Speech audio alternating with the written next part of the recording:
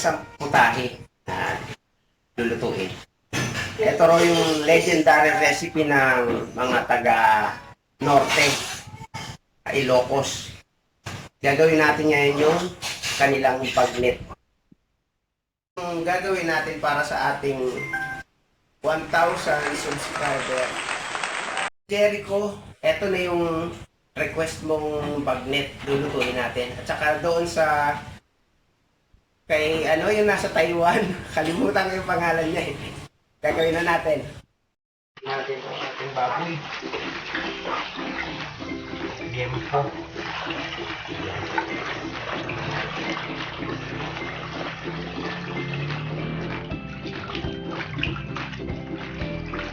Kailangan daw hindi yung linis na linis siya para huwag mangitim ang karne. Kaya linisin natin maigi. Siyempre kahit naman anong linuluto, linilinis namang maigi.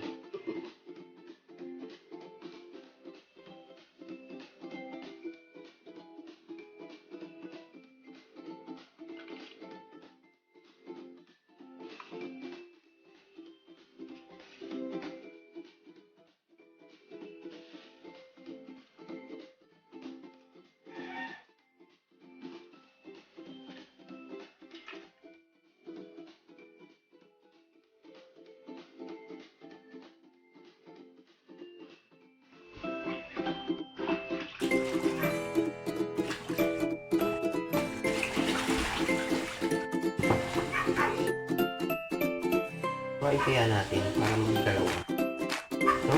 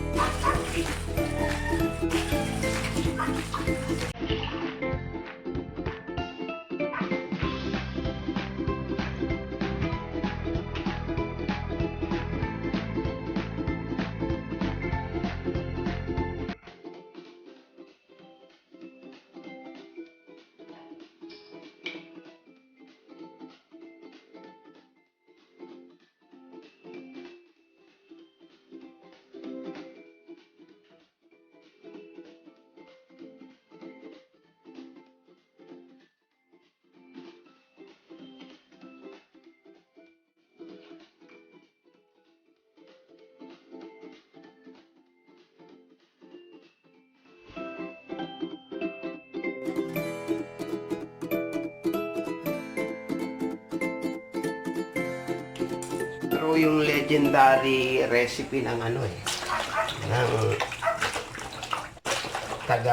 mga taga Norte, mga taga Ilocos. Bagnet.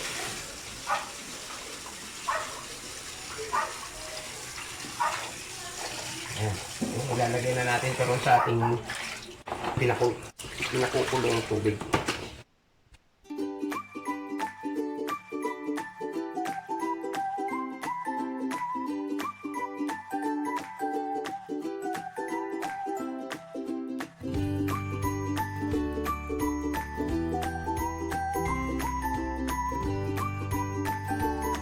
Atin siya ng mantika.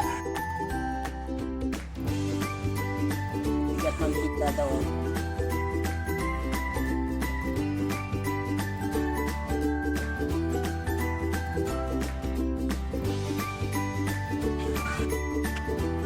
Habang malamig pa rin yung kawali, yung bake, yung mantika, ilalagay na natin itong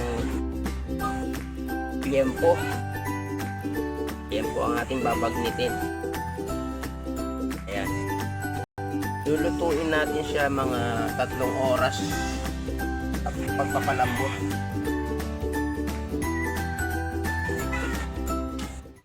Ito nga pala ang recipe na to, wala talaga siyang kahit na anong sangkap na ilalahok. Kasi ang bagnet pala, ang ibig sabihin is to preserve.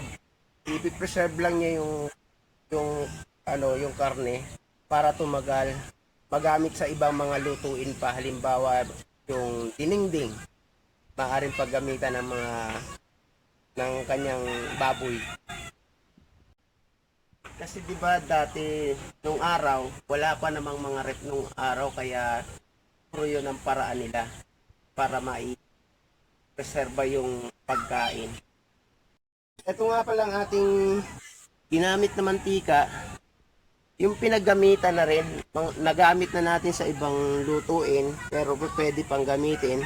Yun yung ating ginamit na pagpapalambot sa kanya.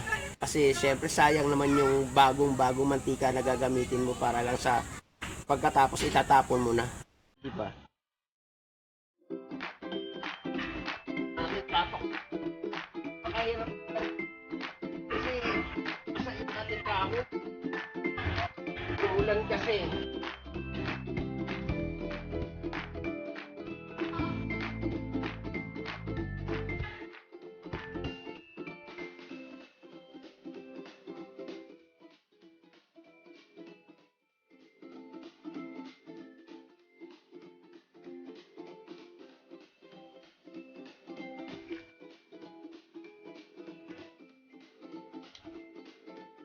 Natin siya. Baka biglang manok. Init pala.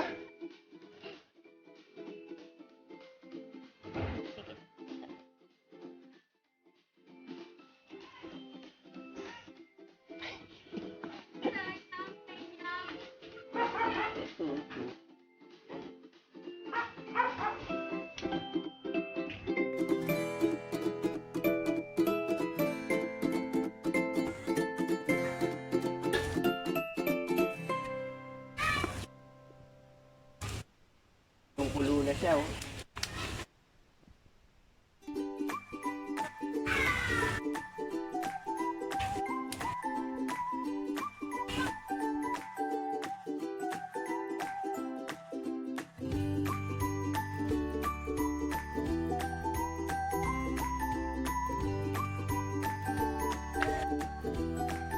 Ayan, oh, makikita nyo ngayon.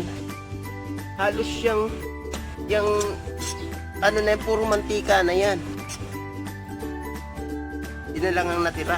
Wala ng tubig. Kaya mapiprito na ito eh. Pero tatanggalin natin yan.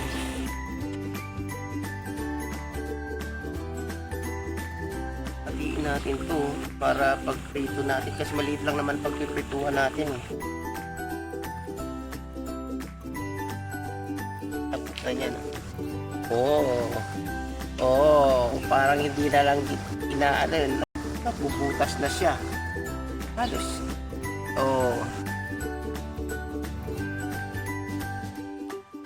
Ano? Kusang bumabaon. Oh.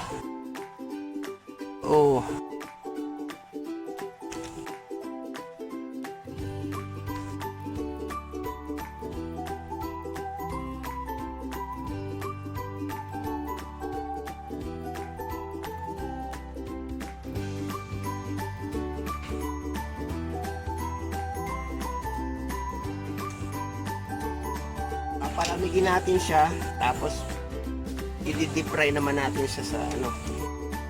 Kumukulong na ito.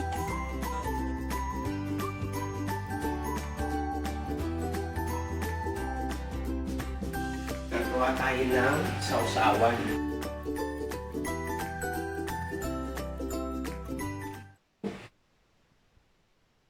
Ito nga palang ano, bago nating sangkalan, binigay ng isa nating subscriber. Pinadala pa to sa Lala Move. Shoutout sa iyo, June Austria. Salamat dito sa sangkalan na pinadala mo sa akin.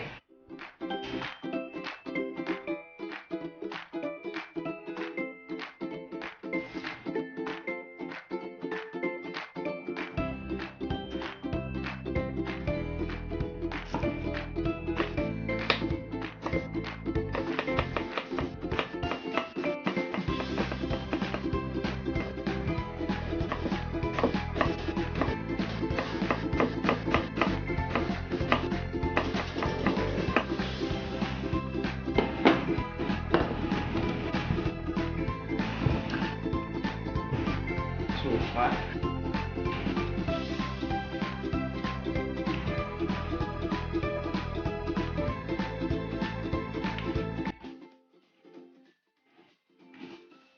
toyo.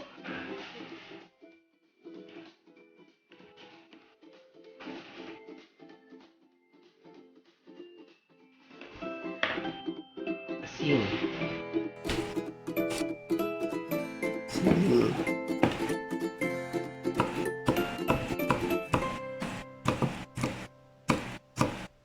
Babawi lang talaga tayo dito sa sausawan nito eh. Kasi wala naman siyang timpla eh.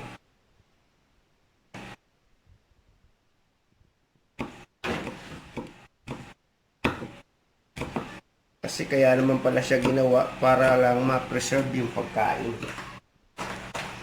Ngayon gagawin natin siyang ulam.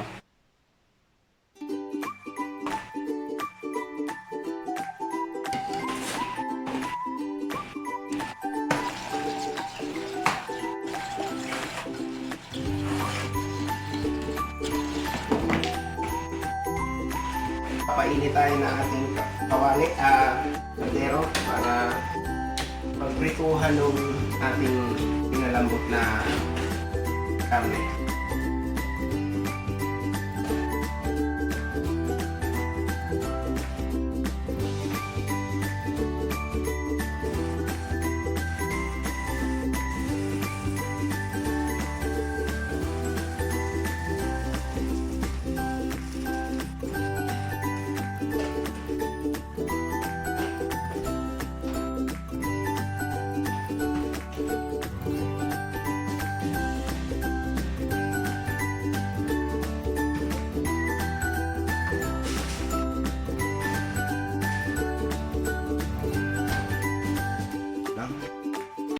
Isa pa.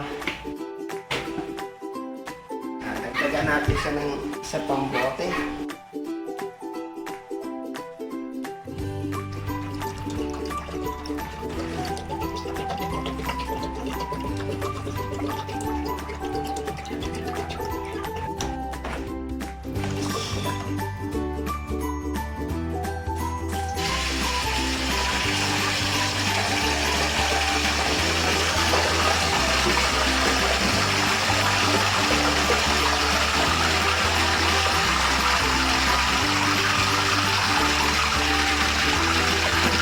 Testing pa lang po yan kasi tubig pa lang yung ginagay natin eh. Yung mainit na yung kawali.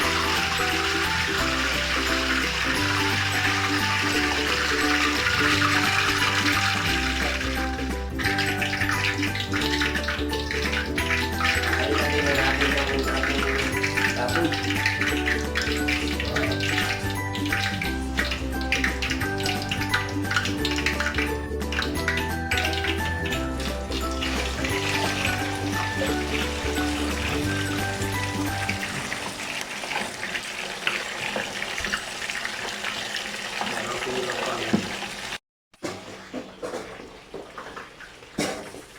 Pumuputok-putok siya.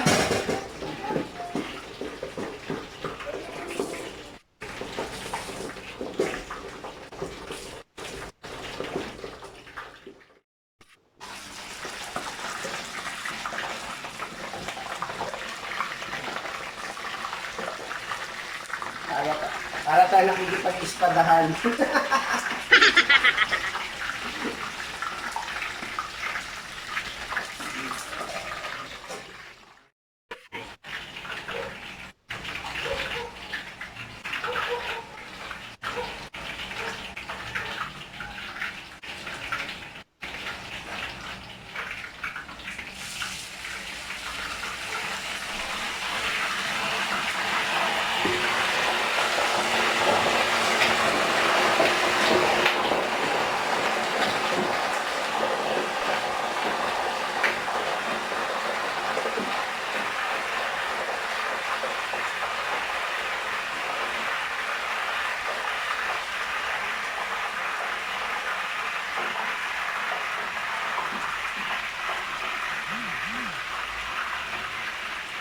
Kanina, kilos lang yan.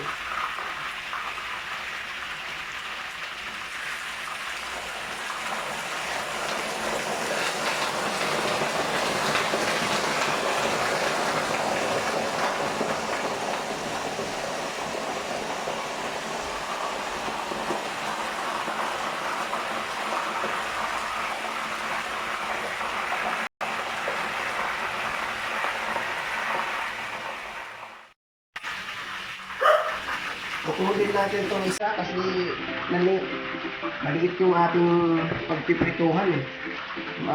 Magdidikit sa kawali.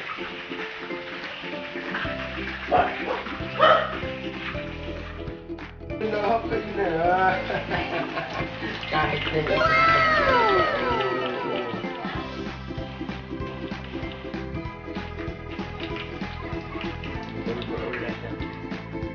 Pwede naman natin itong isa. At dalawa na.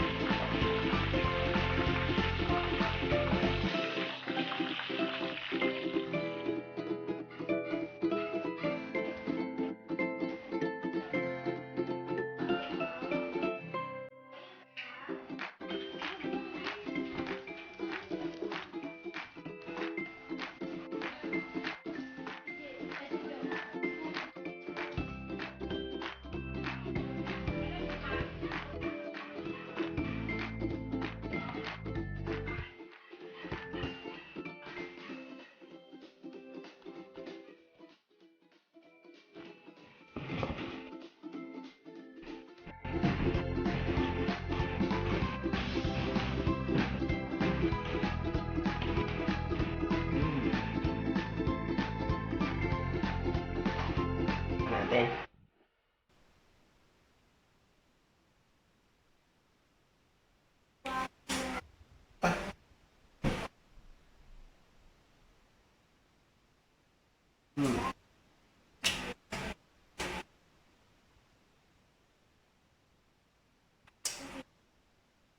Malutong.